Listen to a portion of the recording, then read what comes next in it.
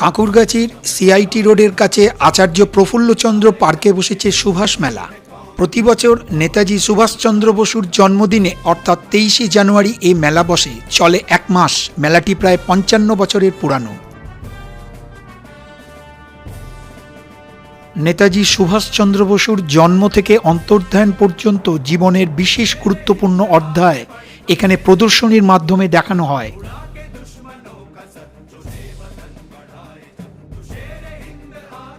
বেশ বড় মেলা, নানা রকমের সাংসারিক জিনিস ছাড়াও পিঠে পুলি, অন্যান্য খাবার, নানা রকম রাইড আছে এখানে।